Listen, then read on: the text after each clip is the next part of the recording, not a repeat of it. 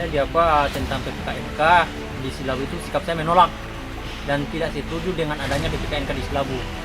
Ragu kita persoalannya ini yang kita pahami kurang mani karena kita pada Utara Selatan yang diundang, ya Pak.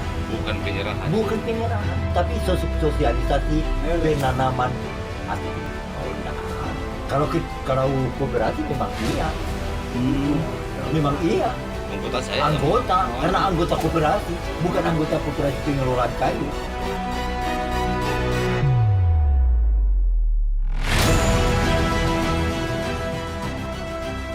Assalamualaikum warahmatullahi wabarakatuh. Salam pemirsa.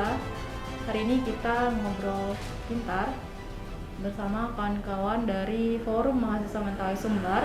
Di sini sudah ada Bang Eko Zebua selaku Ketua Forma dan Bang Geor sebagai juru bicara Forma. Kali ini kita ngobrol tentang Koperasi Minyak Atsiri Mentawai.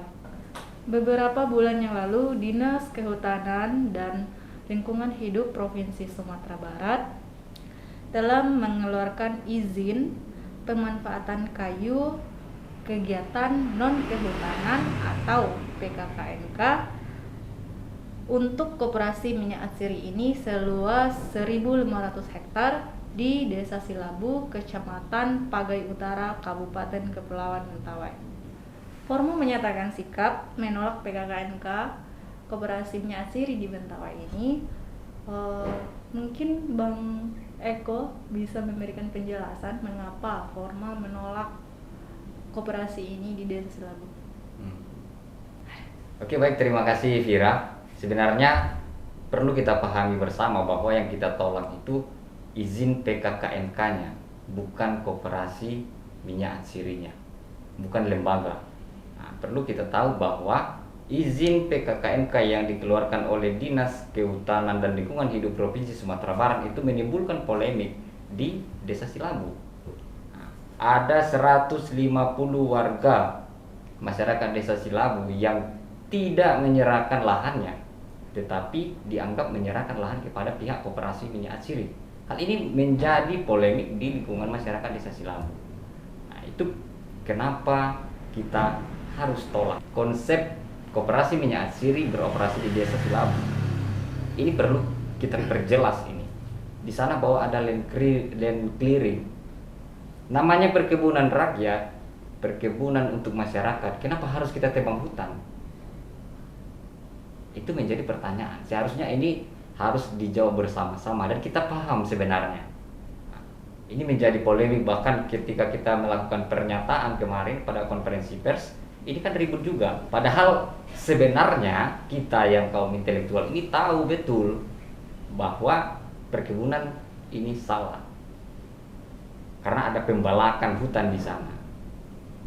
Di sisi lain, di dalam dokumen rencana Koperasi Minyak Atsiri Mentawai itu dituangkan kompensasi atas produksi kayu.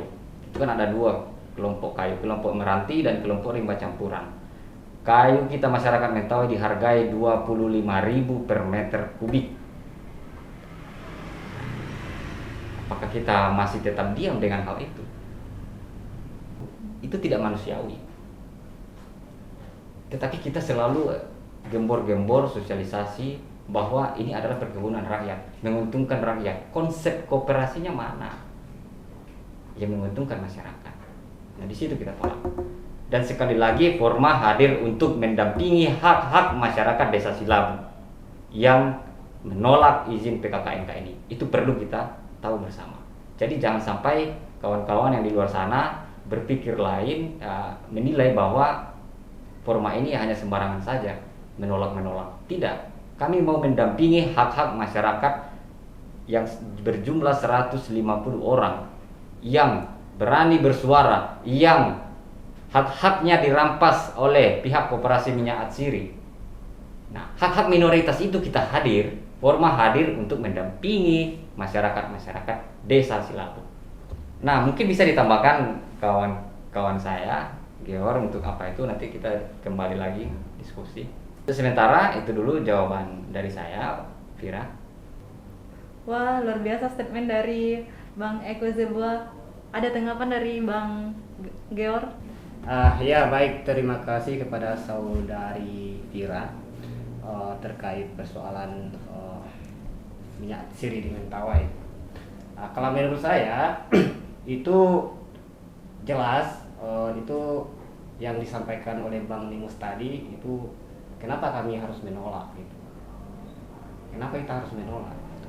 Jadi kita menolaknya itu adanya ketidakadilan di sana. Nah, kenapa harus dikatakan seperti itu? Karena kalau kita mengkaji dari koperasi itu, dilihat dari kompensasi masyarakat yang diterima hanya 1 miliar sekian, sedang terbalik gitu dengan penghasilan dengan pihak koperasi itu ada sekitar 113 miliar. Sekali lagi kita tidak menolak dengan pembangunan yang ada di Mentawai, tetapi harus sesuai dengan prosedurnya gitu. Harus jelas kepada masyarakat. Boleh saja itu. Nah, kita kan bagi saya sebagai orang Mentawai, saya sakit hati kalau seandainya dilakukan seperti itu kepada masyarakat. Artinya tidak manusiawi kalau kita berbicara tentang keadilan itu. Jadi saya lihat persoalan di sana adanya mereka artinya telah menggores sila, kalau kita ke Pancasila ya, sila betul-betul Pancasila itu mereka sudah pihak lain sudah menggores sila kedua, di mana itu kemanusiaan yang adil dan beradab.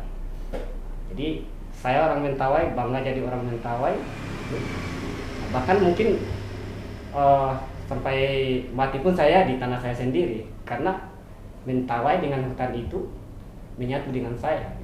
Nah, apakah kita kawan-kawan di luar sana membiarkan hal itu ketika itu dirampas dilakukan pembabatan secara tidak besar-besaran? Bisa saja budaya kita di Mentawai akan hilang. Selain dampak alamnya ya, selain dampak alamnya juga misalnya bagi Sekerei misalnya, mereka akan hilang di mana mereka ambil obat-obatan karena sumber kehidupan kita di sana. Bagi orang Mentawai ketika itu dirampas oleh pihak yang tidak bertanggung jawab, apakah kita mahasiswa atau generasi muda saat ini diam-diam saja gitu? Sekali lagi ini bukan ada unsur politik, tetapi tidak sesuai ya, tidak sesuai. Kalau kita membangun Mentawai itu, kita ketahui bahwa Mentawai itu masih daerah-daerah 3T. Kita perlu untuk meningkatkan sumber daya ekonominya, sumber daya manusianya gitu. Tapi kalau harus jelas kalau untuk memanusiakan atau mensejahterakan masyarakat Mentawai gitu. Bagi saya katakan lagi, bagi kawan-kawan di luar sana terkait polemik yang terjadi. Nah, jadi kita hidup sia-sia atau mati untuk sesuatu. Nah, maka dari itu untuk terkait polemik yang terjadi saat ini, kita harus ambil tindakan, ambil sikap hal tersebut. Saya kira itu saja. Kalau begitu, apa solusi dari kawan-kawan untuk meningkatkan ekonomi masyarakat di Desa Silabu sendiri? Ya baik, ini pertanyaannya menantang ya, menantang bahwa seolah-olah mahasiswa itu tidak pernah berpikir kritis dan punya analisa sendiri. Nah, untuk ekonomi masyarakat kita perlu lihat potensi apa yang ada di masyarakat. Mentawai secara khusus, kita tidak bicara Silabu secara khusus, tetapi Mentawai secara umum kita memiliki potensi yang luar biasa. Dari sektor pariwisata, kemaritiman, nah itu bisa kita manfaat dan kita bisa olah itu demi mensejahterakan masyarakat. Kalau kita berbicara Silabu, kenapa tidak kita manfaatkan sumber daya lokal seperti menanam pisang, menanam pinang, dan menanam tanaman-tanaman seperti jengkol, petai, itu luar biasa loh. Sikap itu, produksi pisangnya itu luar biasa. Nah, sekarang masyarakat juga nanam pisang, dan itu bisa menyekolahkan anak-anak mereka sampai ke jenjang perkuliahan. Alternatif itu yang sebenarnya yang mau kita buka ruang sehingga produksinya luar biasa. tanpa merusak hutan kita. Nah, menanam pisang, menanam pinang itu tidak merusak hutan. Tetapi kita kok masih bisa hidup sampai hari ini. Nah, jadi jangan sampai kita memprovokasi masyarakat dengan beretorika bahwa ini adalah ekonomi masyarakat, ini investasi kita, ini menguntungkan masyarakat, tetapi malah merusak yang ekosistem yang ada di dalam lingkungan masyarakat Desa Silabu. Itu perlu. Jangan sampai kita yang sebagai kaum intelektual malah membodohi masyarakat kita sendiri. Yang di sisi lain adalah kita orang Mentawai ini adalah keluarga. Betapa teganya kita kaum intelektual membodohi keluarga kita sendiri. Itu perlu bagi kita kaum intelektual. Dan itu saya ingatkan, termasuk saya. Justru itu kita belajar jauh-jauh bukan untuk membodohi masyarakat kita, tetapi bagaimana kita mengedukasi masyarakat kita demi kesejahteraan masyarakat kita. Kira-kira begitu, Vin. Bagaimana menurut Bang Dior sendiri? Seharusnya kan pihak koperasi kalau ingin meningkatkan ekonomi masyarakat itu seharusnya misalnya ada beberapa opsi, misalnya pihak perusahaan misalnya menyediakan bibit tanaman, jadi misalnya biar mereka olah sendiri masyarakat di sana, dan itu selalu dikawal. Misalnya sistem penanamannya bagaimana, misalnya kayak pinang, karena kita berbicara tentang kehidupan Mentawai 20 tahun yang akan datang. Nah, ketika ini misalnya dikuasai oleh koperasi misalnya, kita mau makan apa? Anak-anak cucu kita ke depannya mau makan apa? Dengan kita menanam sendiri, misalnya olahan kita sendiri, ya mungkin seperti yang disampaikan oleh Bang Nimus tadi, kita masih bisa hidup. Jadi masa yang akan datang itu selalu ada. Gitu. Nah, sekali lagi, kalau pembangunan itu kita terima saja, tetapi kalau soal pembodohan jangan. Kita kasihan juga dengan orang tua kita di Mentawai gitu. Saya kira itu saja.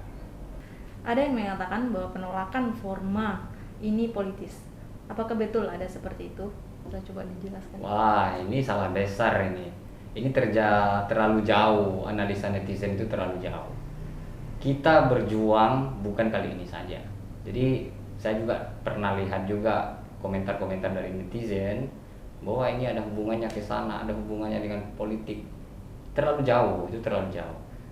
Lihat track record Forma. Dari dulu kita konsen pada penolakan pengerusakan hutan. Bukan kali ini, bukan karena adanya koperasi, tidak. Ya baik kamu itu lokal atau interlokal atau internasional, tetapi merusak lingkungan masyarakat Mentawai, kita tolak. Nah, itu perlu diketahui oleh masyarakat. Jadi tidak ada hubungannya dengan politik, karena kita tidak bersentuhan dengan politik.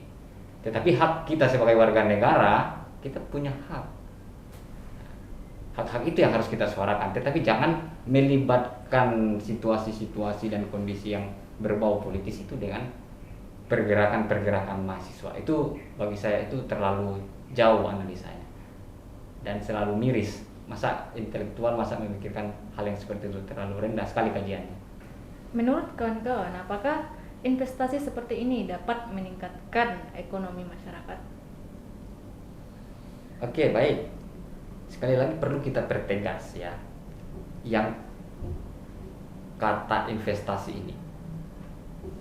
Kalau investasi ini dilibatkan kepada masyarakat dan masyarakat pemegang saham penuh, kita setuju, kita sepakat. Karena masyarakat yang mengelola. Uang putarannya hasil dari yang dikelola oleh masyarakat itu mengalir untuk masyarakat. Tetapi kalau investasinya ini menguntungkan pihak korporasi, itu kita lawan. Dan ini membuktikan bahwa koperasi minyak siri adalah investasi yang menguntungkan segelintir orang saja. Karena kalau kita lihat dari kajian ekonominya, hasil kompensasi yang dari produksi kayu itu sangat tidak manusiawi. Jadi tidak ada investasi. Nah, dan kalau kita berpikir beberapa tahun ke belakang, beberapa perusahaan kayu yang sudah masuk ke Mentawai, PT Minas Bagai Lumber, sampai saat ini masyarakat sekarang tidak ada yang kaya dengan itu. Itu perlu kita kaji. Apakah kita selalu terpuruk dalam kebodohan ini dengan dikurasnya sumber daya alam kita oleh pihak-pihak korporasi dan kita selalu tinggal diam? Nah, sampai sekarang kita lihat coba, apakah ada masyarakat yang hidup sejahtera dari hasil kayu yang diambil oleh perusahaan? Tidak, jawabannya. Saya orang Sekakap, saya merasakan hal yang itu. Justru apa ya dampaknya? Dampak ekonomi, dampak lingkungan kita rasakan bersama. Lagi-lagi anggaran pembelanjaan APBD daerah yang digunakan untuk memfasilitasi masyarakat ketika ada korban-korban kerusakan lingkungan.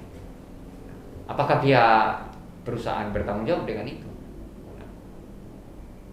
Itu perlu kita kaji. Harapan saya jangan kita terus-menerus larut dalam pembodohan ini. Itu harapan saya. Jadi ketika kita sudah mengecap pendidikan yang lebih tinggi, kita sudah menjadi sarjana, sudah dikuliahkan oleh orang tua kita, mempunyai daya kritis, saat itulah kita mengedukasi masyarakat, membuka cakrawala pikir masyarakat bahwa ini adalah pembodohan. Tidak menguntungkan bagi masyarakat. Kalau menguntungkan bagi masyarakat, mungkin kita sudah berbondong-bondong untuk berburu membuka ini, perusahaan ini. Jadi tibalah kita di penghujung diskusi kali ini. Kita minta closing statement dari kawan-kawan dari Forma sendiri, Pak. Langsung aja kita mulai dari Bang Eko Zebua, silakan Bang. Ya, untuk closing statement saya adalah manusia dan alam adalah saudara karena diciptakan pada satu Allah yang sama. Jadi kita sebagai manusia harus menjaga alam, menjaga apapun yang terdapat di dalam alam tersebut. Yang kedua adalah kita sebagai kaum intelektual, baiklah kita mengedukasi masyarakat apa yang sudah kita kecam selama ini di dalam perkuliahan kita. Jangan sekali-sekali membodohi masyarakat dari hasil pengetahuan yang sudah kita dapat di mana-mana. Hidup mahasiswa. Sekarang giliran Bang Geor untuk menyampaikan closing statement-nya. Ya baik, terima kasih. Closing statement saya yaitu bagi saya hutan itu adalah sebagai jantung kehidupan saya. Jadi harapan saya pada kawan-kawan semua di luar sana, baik generasi saat ini, perlu harus lebih lebih perhatian lagi terkait kebudayaan kita, terkait isu-isu yang terjadi di Mentawai gitu. Jadi itu saja, terima kasih. Demikianlah diskusi kita hari ini. Terima kasih kepada kawan-kawan Forma. Semoga diskusi ini dapat bermanfaat dan menjawab keraguan-keraguan dari teman-teman semuanya. Assalamualaikum warahmatullahi wabarakatuh. Salam Mas Surabaya.